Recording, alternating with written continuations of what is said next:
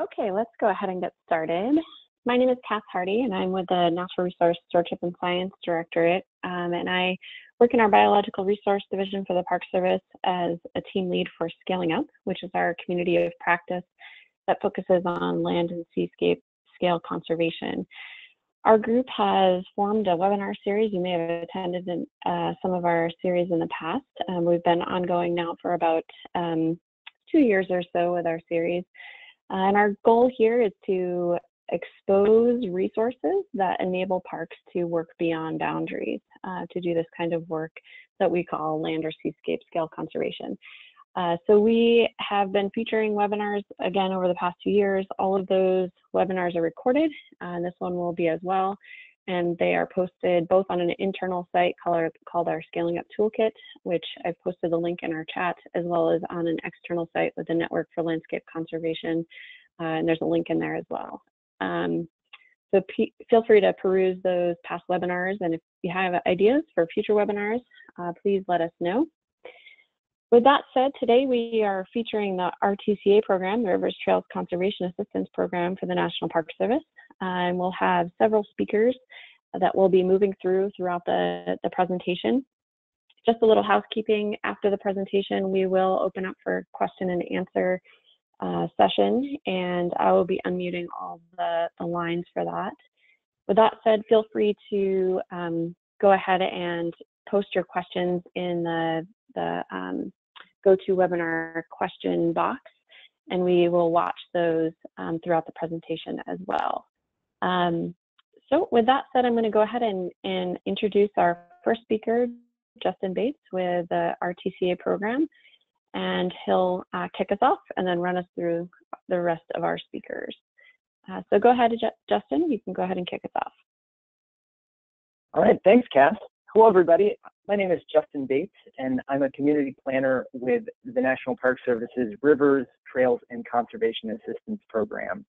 I'm coming to you today from our Austin, Texas field office, and on the phone with me, you'll also be hearing from Dan Miller in our Portland, Oregon field office, Barbara Nelson Jameson in our Michigan field office, and Ann Dove out of our Southern California field office. For those of you that don't know much about the RTCA program, we're going to be giving you a short overview of our program and how we work. For those of you that are familiar with the program, there will still be some interesting stuff for you as well. We'll have 3 case studies that highlight how our program has helped advance conservation projects, maybe similar to projects that you have, that you're working on. So usually when everybody thinks about the National Park Service, they think about those 400 plus National Park Service units. However, there are over 50 community assistance programs that help implement the second part of our National Park Service mission. The RTCA program is one of those groups that helps extend those benefits of natural and cultural resource conservation and outdoor recreation throughout the country. We are a group that has supported conservation and recreation projects since the late 80s, and our program provides planning, facilitation, and technical assistance to projects that are led by local partners. So we're looking for folks that have a local project idea and are just looking for some support for the National Park Service. We have a network of about 75 staff members, planners, landscape architects, project managers, and chances are really good that you have an RTCA staff member somewhere near you. We're divided by National Park Service region, and we have field offices around the country. Those field offices have supported thousands of projects over the years, everything from classic recreation projects like long distance trails to conservation planning, to even urban development projects like bike paths and river access in our cities. A little bit about how we work. First, I wanted to go through some of the principles for the RTCA program. The first and probably the most important one is collaboration. The RTCA program feels very strongly that partnerships make projects stronger and make the outcomes of those projects last longer and work more effectively. The second is that we work only by local invitation. So we look for folks like yourselves that have project ideas to apply and reach out to the National Park Service for help. We're not regulatory or anything like that. We're simply here to support those local efforts. The third principle is that we offer assistance that's tailored to each and every project. We're really flexible. Many of us have worked with consultants that might come in with a cookie cutter process. We really tailor our process and the types of assistance we provide to each project and the partners that we're working with. The fourth principle is public engagement and inclusion. We believe extremely strongly in bringing diverse voices to the table. The more that we can bring all of those disparate voices together, we always feel like it gives us a better and a stronger project. And lastly, when we look for projects to support, we're hoping to come in to provide some assistance and to, at the end of the day, have a lasting and a tangible outcome. So we don't want to just get the project done for next week or next month. We're looking for projects that will live on in perpetuity. So now you're probably curious about a little bit more about how we work. Just some kind of nuts and bolts. First of all, we're available to just about everyone from community groups to nonprofits to local, state, or federal government agencies, including National Park Service units. We work through a competitive application process, so we accept applications once a year, and then we work with those projects for typically 1 to 2 years. However, we can tailor our assistance, as I was saying, and provide either shorter term or longer term assistance. We all know that with conservation projects, oftentimes it's a very long-term project to work on some of these things. So especially with projects like that, we oftentimes will extend our assistance beyond that 1 to 2 years. Projects don't have to include an NPS site. We always love to work with our fellow National Park Service units, but it's not required. A lot of our work is with local community groups and other local entities. And then lastly, unfortunately, we don't bring funding to the table for the projects themselves, but we always try and line up resources to help implement the projects that we're supporting. Now, you're probably wondering what you can expect if you were to receive National Park Service assistance. And as I said, we definitely vary our assistance depending on what you're trying to accomplish. However, there are a number of different types of assistance that we often do provide. First is all of the kind of general assistance related to planning good, solid projects. So that's helping, being a project manager, providing oversight, and helping move projects forward. We do a lot of convening and facilitation with diverse partners. A lot of times it's really helpful to have a neutral third party bring folks together to have difficult conversations. And then we often, as I said about public engagement, we really enjoy bringing people together and making sure that there are diverse voices involved in the planning process. We also offer some more technical assistance. So everything from inventorying and mapping community resources to doing actual trail greenway planning, those sorts of things. And then because I know many of you work in the conservation sphere, we also have a number of different types of assistance that are really specifically targeted at conservation projects and partners. Because conservation projects always span boundaries, jurisdictions, landowners, you name it, it can be really helpful to have a neutral third party to bring everyone together and to have conversations about shared goals, shared expectations, and how to move the project forward. We can play that role. We can also help with things like strategic conservation planning, some of the more technical pieces, whether it's some GIS support or helping to set shared priorities in a conservation prioritization process. Depending on the project that you have, we can really support that. And so I want to turn it over to my colleagues here to talk a little bit about some of the projects that they've worked on. I think these projects give you a great idea about the range of assistance that we provide and how it might fit in with some conservation work that you're trying to do in your location. So without further ado, I'm going to turn it over to Dan Miller, who's with our Portland, Oregon field office, to talk to you about his work with the Intertwine Alliance. Thanks, Justin. First, I want to take a little bit of time to first explain the Intertwine and the Intertwine Alliance, and then we can get into some of the ways that RTCA has supported the Intertwine conservation efforts. Next slide, please. The Intertwine is the actual physical network of open spaces, trails, and parks in the region. It spans multiple counties in both Oregon and Washington. Next slide. While the Intertwine is the physical network, the Intertwine Alliance is the coalition of public and private sector entities that collaborate in the region to work on regional planning efforts, to tap new funding sources through diversifying and expanding the coalition, to leverage existing investments, and to better engage residents in the outdoors.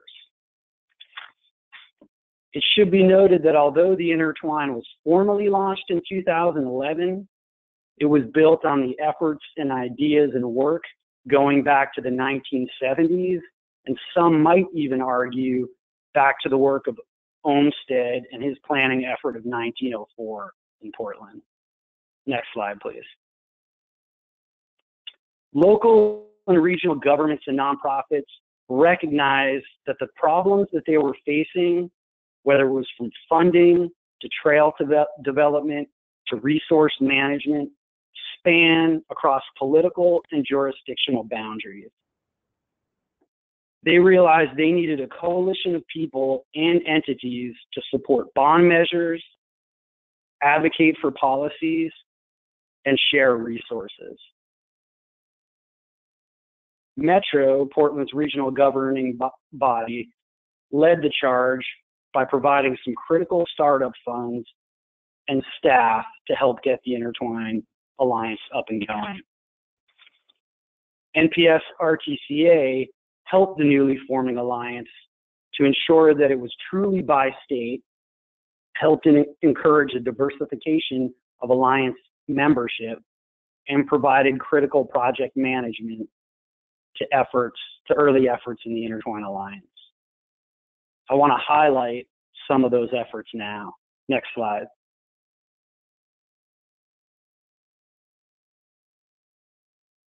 As the Intertwine was in the process of forming, we wanted to showcase the value of collaboration. I'm sorry, Jason, the previous slide. We wanted to showcase the value of collaboration on a region-wide planning effort. The bi-state trail plan served to highlight the existing and planned regional trails within the Intertwine and was the Alliance's first planning effort. It made recommendations for over 40 regional trails and served as the blueprint for the regional trail system that the Intertwine Alliance and partners would advocate for. Next slide, please. Shortly after completing the bi-state regional trails plan, Intertwine Alliance core members wanted a similar but far more ambitious look at natural resources in the region. This became the regional conservation strategy. Next slide. The regional conservation strategy was developed to describe the current state of natural resources in the region, identify areas for conservation, protection, and acquisition, and for the development of a GIS model that could be used by any entity in the region to help guide management decisions. Next slide, please. Over 90 authors and contributors were involved in the creation of the regional conservation strategy, yet it only cost $35,000 to develop in a little over 2 years. Next slide. The RCS covered over 3,000 square miles and included over 9 counties. It gave equal billing to urban and rural areas with special attention on the urban interface. Next slide. Like any planning effort, the value isn't just in the plan or the development of a GIS model itself, but also in the relationships that are forged and strengthened in the process. By working with close to 100 contributors, I believe the RCS is a more comprehensive plan, but also it's gotten more direct buy-in and engagement for its recommendations. Next slide. RTCA worked alongside a core group of scientists and helped to convene and coordinate partners. In reality, what RTCA was doing was herding cats, which if you ever get this many intelligent, knowledgeable, and passionate people together in the same room, that's exactly what it feels like, herding cats. RTCA's role also included setting the project work plan and the methodology used to go forward and develop the regional conservation strategy. I should be clear that RTCA didn't act as an expert or a scientist, but as a project co-manager, along with Columbia Land Trust, who was paid through grant monies to assist the effort. Next slide, please. One last effort I wanted to mention that RTCA has provided assistance to is the formation of a regional BioBlitz series, known as the Ecovillage Series. A recommendation that came out of the regional conservation strategy was to engage more citizens in natural resource management. So RTCA helped convene Intertwine Alliance partners to set up a region-wide citizen science effort, sort of like crowdsourcing data inventorying, while also getting everyday citizens engaged and interested in our natural world. I don't want to spend too much time, so I'll just say that the series has been a success. We're on our 3rd year. It utilizes the iNaturalist app, and you can check out the series at the link on the bottom of this page, or you can Google Portland-Vancouver Regional Ecovillage Series. Next slide. I barely scratched the surface of the regional conservation strategy, the regional Ecoblitz, and the bi-state trails plan, or even the Intertwine Alliance. So if you want more information, please feel free to check out the intertwine.org website, or you can contact me at dan_Miller@nps.gov. So now I'd like to introduce my colleague from RTCA Michigan, Barbara Nelson Jameson, to discuss a large regional trail in the Midwest. Thank you, Dan. I appreciate that. And for those of you, I am located at Sleeping Bear Dunes National Lakeshore, and that is the You Are Here. That is where our field office is located for Michigan, for the Rivers and Trails program. I'm going to be talking about a project that brings together the North Country National Scenic Trail with Michigan's Land Trust community to collaborate on permanent corridor protection for the North Country Trail. I'm going to give you a brief background on the partners and then get into the project goals and outcomes. For those who don't know, the North Country National Scenic Trail is approximately 4,600 miles, and it is the longest national scenic trail in the country, stretching from New York, as you can see, to North Dakota. It is managed by the National Park Service in cooperation with the North Country Trail Association, who has about 900 volunteers and 30 different chapters and affiliates who work across those 7 states to build trail on the ground. 2,800 miles, approximately 2,800 miles of the 4,600 mile trail are built and on the ground. Much of it is on existing public lands, whether it be federal, state, or local. And the rest of it, primarily, that's left to be built, it will cross private lands. So in 2009, the North Country National Scenic Trail was given land acquisition authority to purchase land fee simple or to purchase easements across those private lands. Before they were granted this authority, the trail easements were really kind of private property. The trail easements with private property owners were primarily like handshake agreements or donated easements. So there was really, we couldn't have secured permanent land protection for the corridor. So unlike, the Appalachian Trail and the Ice Age Trail, the North Country Trail and the North Country Trail Association, they do not serve as a land trust. So it was difficult for them to achieve permanent land protection on these private lands. Next slide, please. The other major partner in this project was Heart of the Lakes, which represented Michigan's land trusts. Heart of the Lakes Center for Land Conservation Policy is the umbrella organization for Michigan land trusts and serves as a collective voice for Michigan's 30 land conservancies. Next slide, please. The other partners in the project included, obviously, North Country Trail Association, 10 of Michigan's land trusts, and Ducks Unlimited, who provided our technical GIS services and mapping services, and that was as a part of their National Protected Areas database. The goals of the project, the primary goal was the permanent land protection of the natural and scenic landscape for the North Country Trail corridor. So it's more than just protecting a narrow right-of-way for the trail.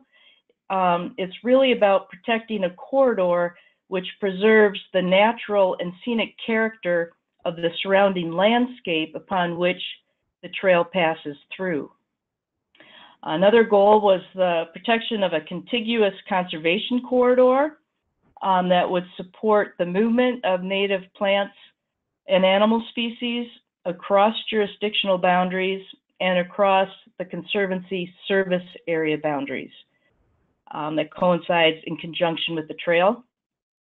And then thirdly, to build a new partnership or new partnerships between the National Park Service, the North Country Trail Association chapters, and the land trusts throughout Michigan. So they then will have the capacity to better fund and manage a permanently protected North Country National Scenic Trail corridor. Next slide. Our role in the project, similar to what Dan and Justin said, we were involved in project planning and facilitation. The one thing I think is really important regarding the RTCA program is, in this instance, we were able to bring knowledge and expertise to the project, having worked with Michigan land trusts in the past on strategic land conservation plans, and also having worked with the North Country National Scenic Trail and the North Country Trail Association on developing their strategic and business plans. So we had a relationship really with both sides, and were able to really understand and bridge the two organizational cultures and act as a neutral facilitator when issues arose. Next slide, please. Some of the specific objectives and outcomes of the project included identifying the land trust service areas along the route of the North Country Trail through Michigan, and you can see those identified here in the map. Like I said, there are about 10 different land trusts that cover the North Country Trail corridor. We also identified the different North Country Trail Association chapters that are working within each of those service areas, and there are about 12 different chapters. We developed some common land protection goals and criteria that could support both the North Country Trail and support the local land conservancy's strategic land conservation goals. And then we prioritized the North Country Trail gaps within each service area that we could address and hopefully address mutually beneficial goals. So next slide, please. Working with Ducks Unlimited, they created this map book for us for the North Country Trail all the way through Michigan, and which identifies the route of the trail, which you'll see in green. That is trail on the ground. Identifies the gaps, the areas where it follows the road. We'd like to get it off the road and onto the land. It identifies the different service areas for the land trust. So in the north, the service area is covered by the Little Traverse Conservancy in this example, and to the south, that service area is covered by the Grand Traverse Regional Land Conservancy. And then it also identifies both public and private protected lands within the vicinity of the trail corridor. And this statewide inventory really is the basis for identifying the priority parcels, which are mutually beneficial for both the North Country Trail and the local land trust to begin that discussion on how best to work together for permanent land protection of that natural and scenic corridor. Next slide. The project, in my opinion, had limited success. I think we've provided a valuable tool for the North Country National Scenic Trail and the North Country Trail Association and the Land Trust, something that they can use to identify areas where they can work together for mutual beneficial land protection. It definitely developed a better understanding of the between the partners and of the partners' culture and mission. You know, what their priorities are, what are the processes for getting things done, etc. It's created some new partnerships at the local level between the land trusts and the North Country Trail Association chapters, which actually has encouraged some collaboration on several on-the-ground corridor protection projects. But it's also had its issues that I believe still need to be worked through if we're going to have a successful and sustainable partnership here in Michigan. Some of those revolve around that trails are not necessarily a priority for some land trusts. They rather not allow public access within their natural areas or preserves. Also, confidentiality. Land trusts really respect their private landowner relationships and the confidentiality that goes along with those relationships. So there was some hesitancy between the partners to share specific landowner data and or specific parcel data that are in their strategic land conservation plans.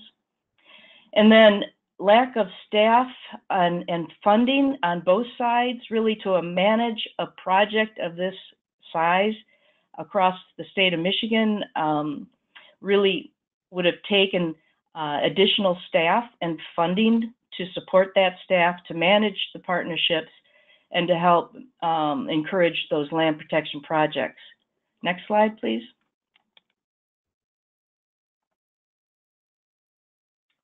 So in wrapping up here, I just want to emphasize the role that RTCA can play. I mentioned our role earlier in this project, but I think most importantly, I see RTCA and how it can be a bridge to connect national park areas and national park programs to new like-minded partners outside their boundaries that can help achieve greater conservation and education and outdoor recreational goals.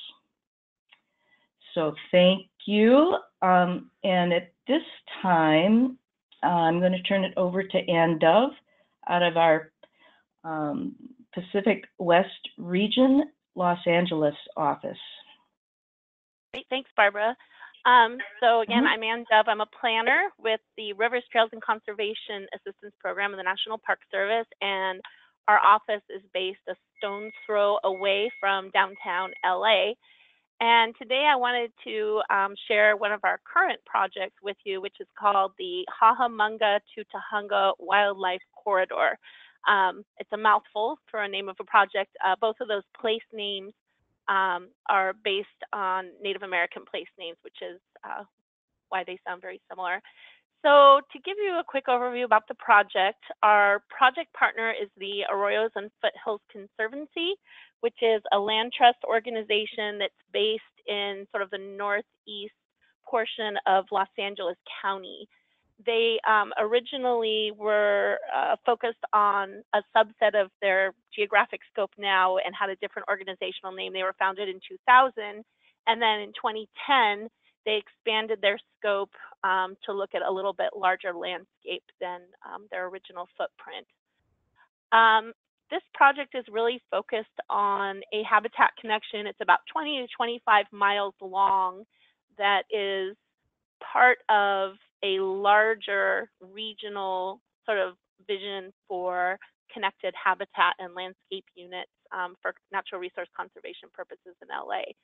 So this specific project goal is to link the San Gabriel Mountains to the San Rafael Hills and Verdugo Mountains via Cajamonga Watershed Park and Big Tujunga Wash for habitat connectivity and wildlife passage.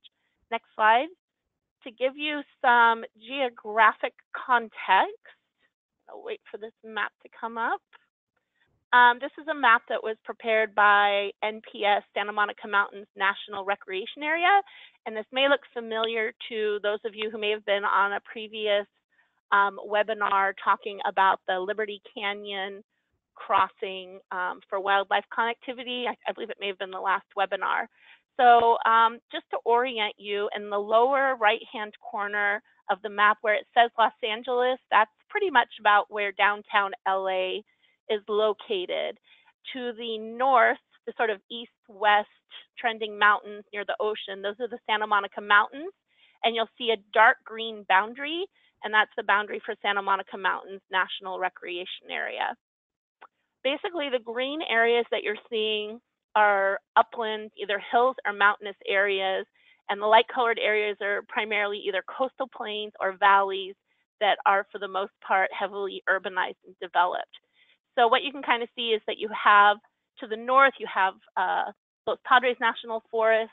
To the northeast, you have the Angeles National Forest, which are sort of large protected areas that provide a lot of the core habitat for the region. And then within the urbanized areas, you see these patches or sort of islands of hills and mountainous areas.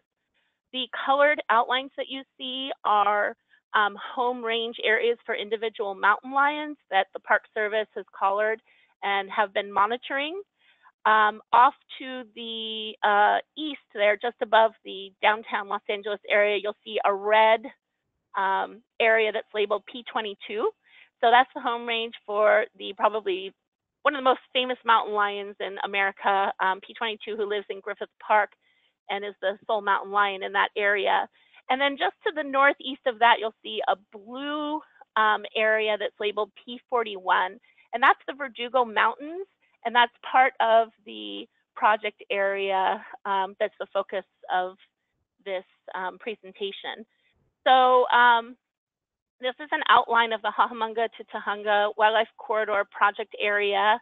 Primarily, the focus is on, you can go ahead to the next slide,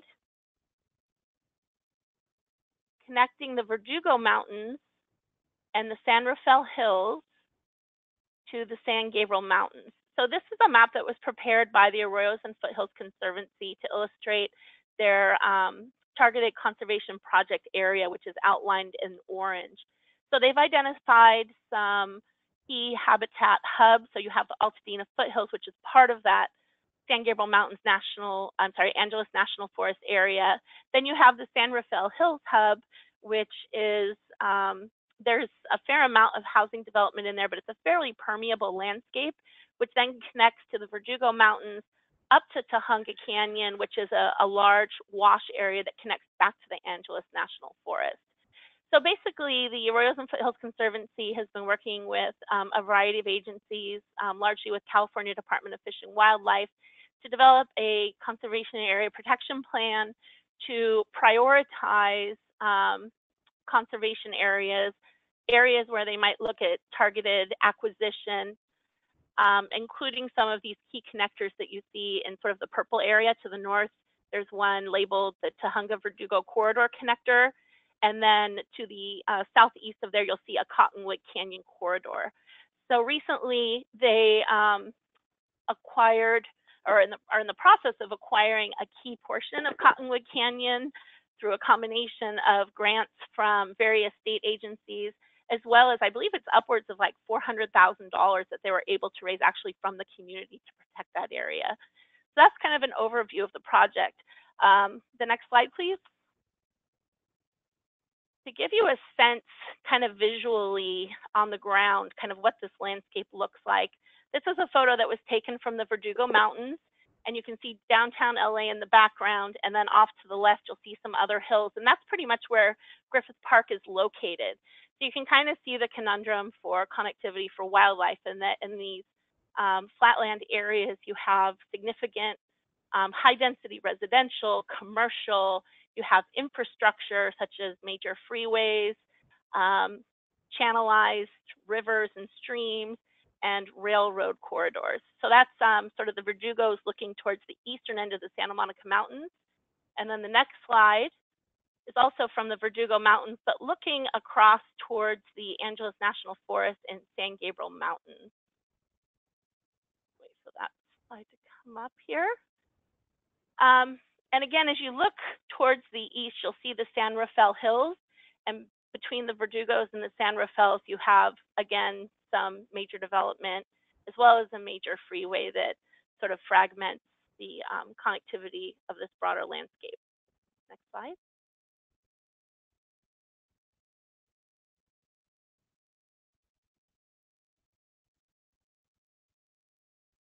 So this is an aerial view from the Verdugos looking down into the urbanized areas, just to further illustrate.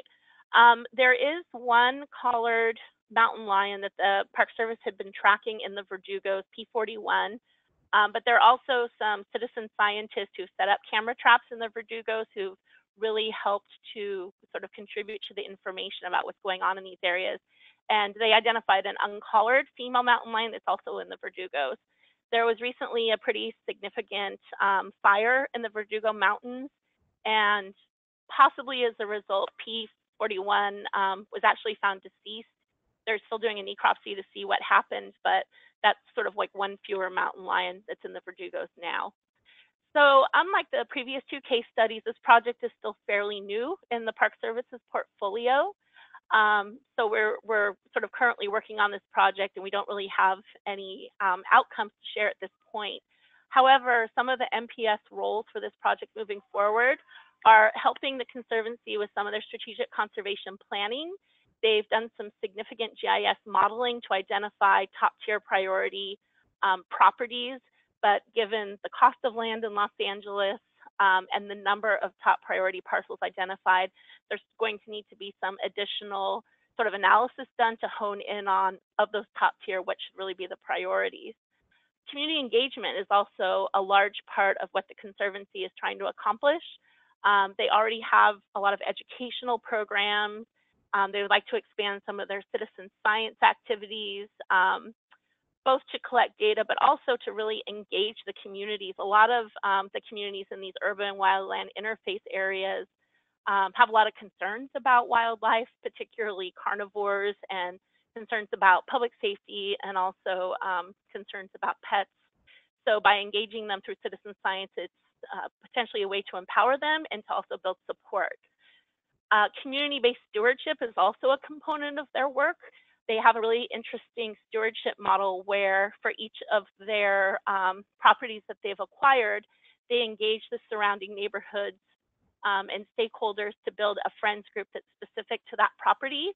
So anticipating in the future, they'll be expanding the number of properties that they're able to acquire, we want to develop some tools and things like that to help build these future friends groups for the parcels they'll be acquiring in the future. And in general, you know, there's just a lot of interest in building support and interest for this type of work, sort of at a broader scale in the region. Another component to NPS's participation is helping them with partnership development. There's a lot of momentum in this region around connectivity issues and wildlife corridor issues, and there are a lot of partners working on different components and pieces of that. So we're trying to help them sort of connect the dots, identify opportunities to partner, leverage resources, that kind of thing, so that everyone can be more effective in the work that they're doing. Some recent examples of partnerships they've been developing. There is some work going on both with USGS and Santa Monica Mountains National Recreation Area to do some transects to get information about urban wildlife. And so USGS will be working with the Arroyos and Foothills Conservancy to set up some of those transects within their project area. And then the Conservancy will be providing some support to that data collection as well. They also recently met with Santa Monica Mountains Conservancy, Santa Monica Mountains National Recreation Area to identify future opportunities for collaboration, since the park is really interested in understanding how wildlife is moving in and out of the park area, both at the park scale and at the regional scale as well. So if you would like more information, here are some of the fabulous photos that the citizen scientists have been collecting. And if you go to the Arroyos and Foothills Conservancy's website, they have sort of a gallery of a lot of really cool wildlife photos, as well as some videos of wildlife that you can take a look at. And they also have information about the project on their website as well. So with that, I will turn it back to Justin.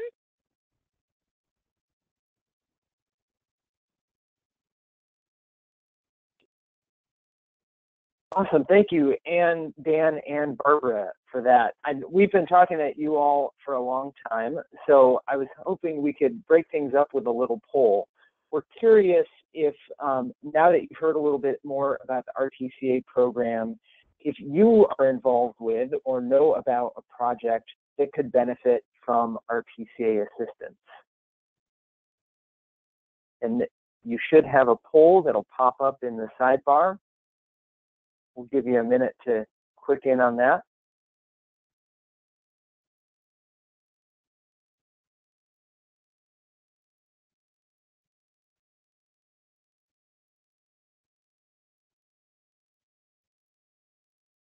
Awesome. Take one more second to fill that out. And so I like the responses that we're seeing so far. Lots of folks saying yes. A bunch of folks also saying that you're not sure.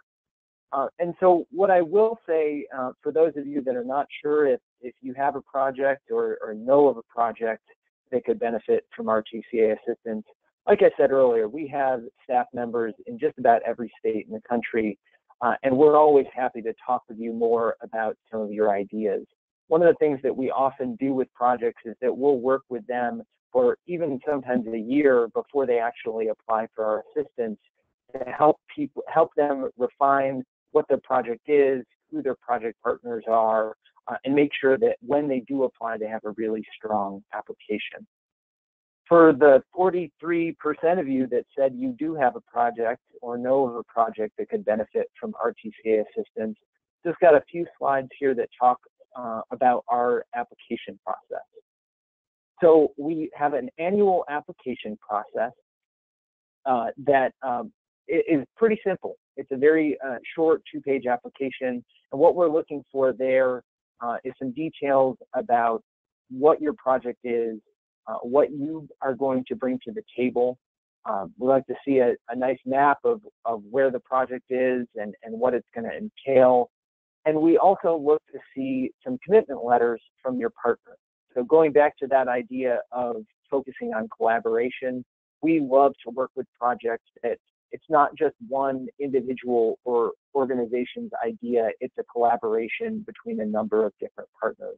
And having some commitment letters in your application is an important thing that we look for as we review those.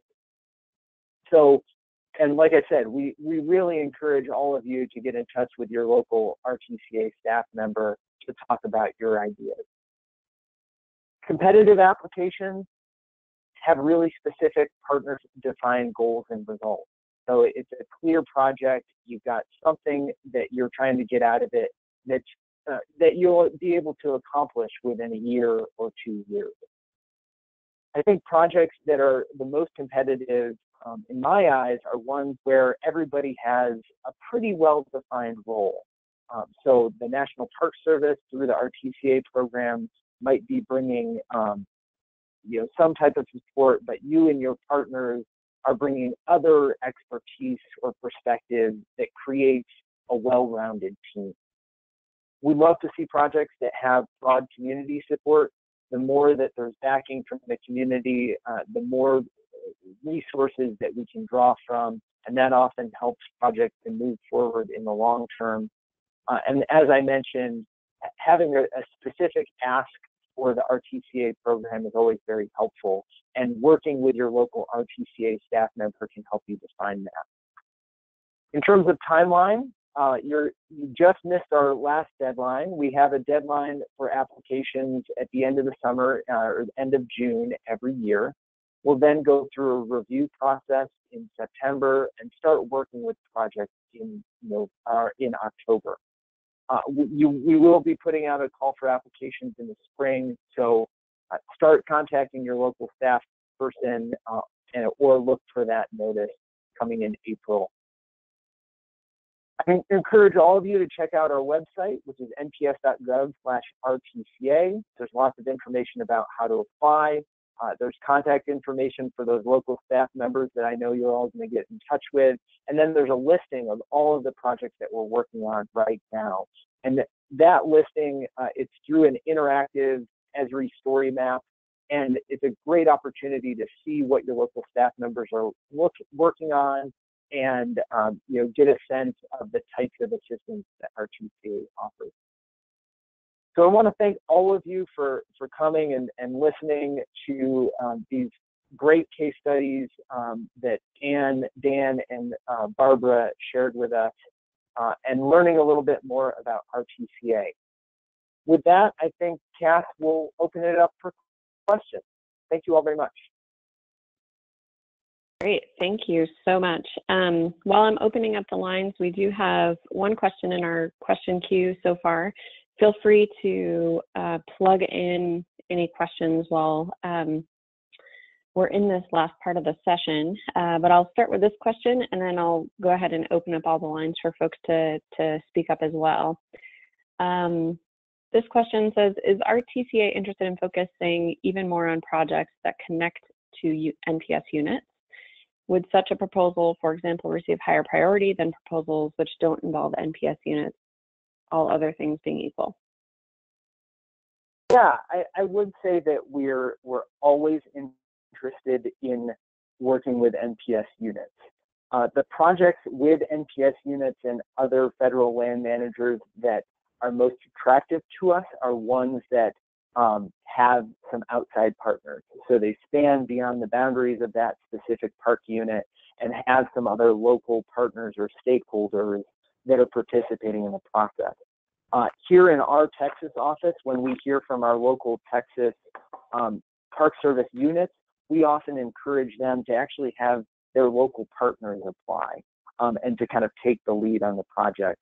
Because I think that often, some of those outside partners can bring in even more community relationships.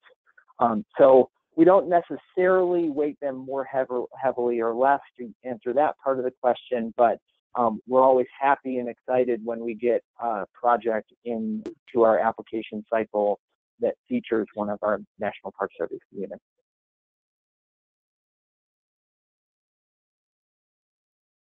Great, and all the lines are now open if you use the audio pin to dial in, so feel free to go ahead and speak up if you have a question you'd like to ask of one of the presenters.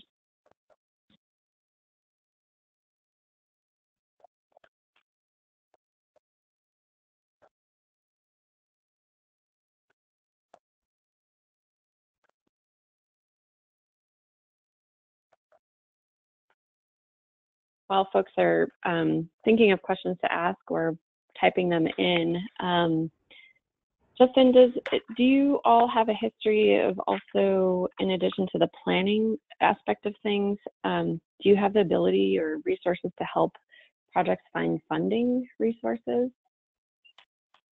Absolutely. Like I said earlier, our program doesn't come with any funding beyond funding for our staff time. But, finding funding for projects is such a critical part of, making progress happen on the ground. So I would say that all of us, when we go in and start working with a project, we do have a laser focus on where and how we can find funding for those projects. So we have, one of the great things about RTCA is we do have a pretty extensive network, both in each of our states through our field offices, but nationally. And that oftentimes brings funding opportunities to our attention that we then always share with our local partners. And this is Barbara. An example of that, Barbara here in the Michigan field office at Sleeping Bear Dunes.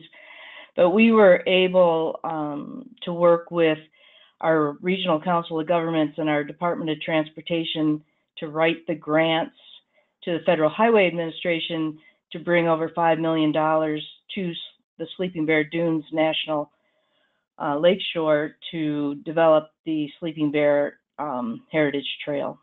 So the money actually went to the Department of Transportation to do the actual engineering, design, and construction, but the trail is built through the National Lakeshore, 27 miles of trailway. That was only half the dollars, though. It's taken about 11 million to build the trail.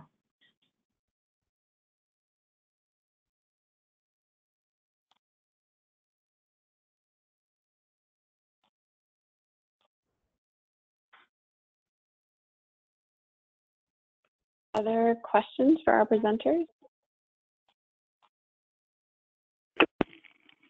Hey, Cass, this is John Putnam.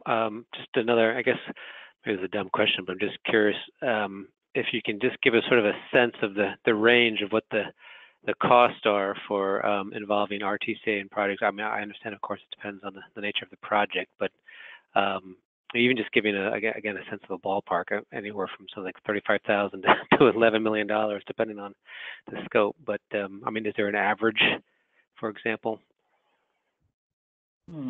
Well, I will say that in case I didn't mention this earlier, the assistance from RTCA is free.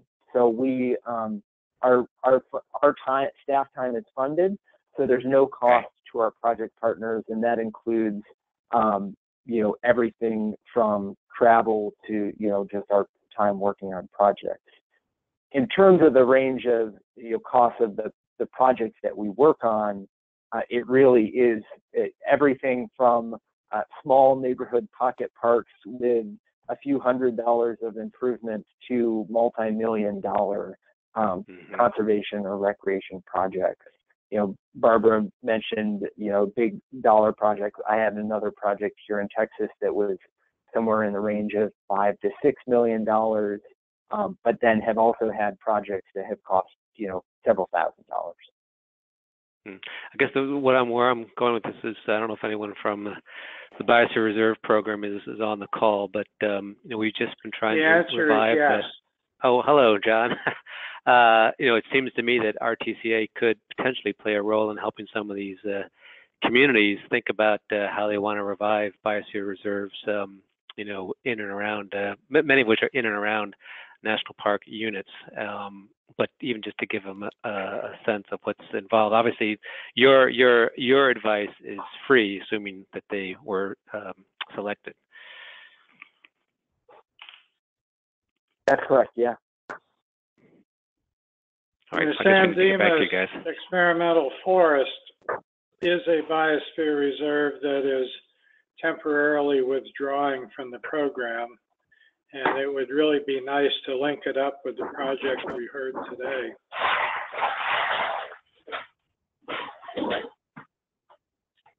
Is there an effort to revive the biosphere reserves as far as like any funding associated with them or strategic directions as far as priorities or priority areas, or if it involves a park unit? The strategic direction is to get them to build local relationships and be locally governed and locally funded, which fits right into the RTCA program.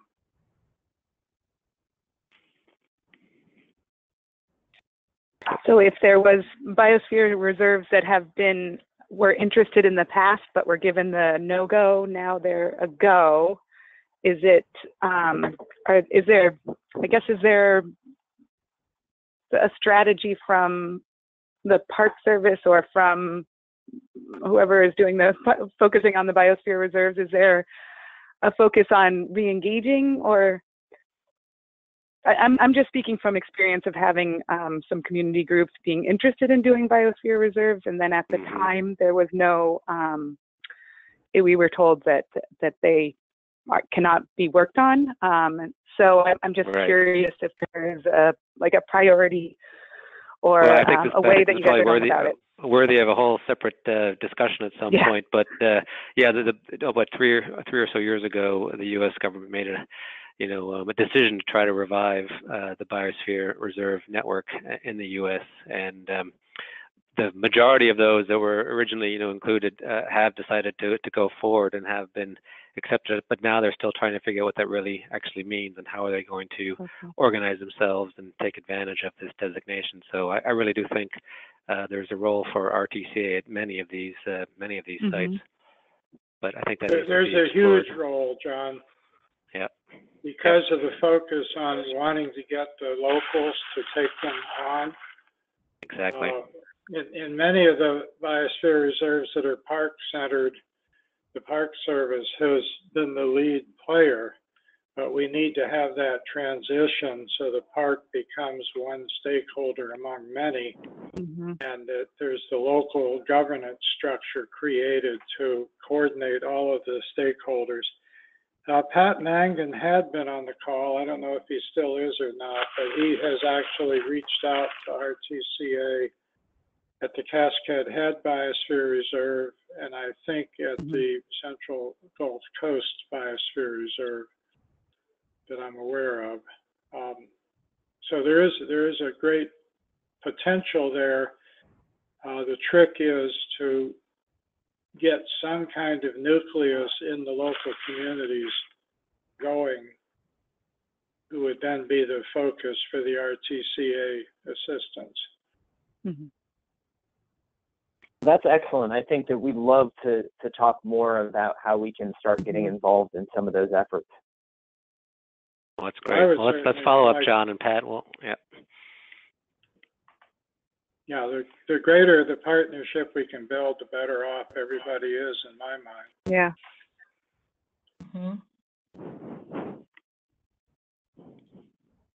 Great.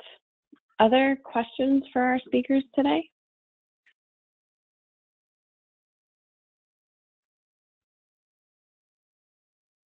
Okay. Well, just a reminder that all of our webinars are recorded, so you can catch this webinar and others on our internal toolkit as well as our external site with the Network for Landscape Conservation. Huge thanks to all of our speakers today, Justin for helping to coordinate, as well as Dan, Ann, and Barbara. And our next webinar is set up for November 14th.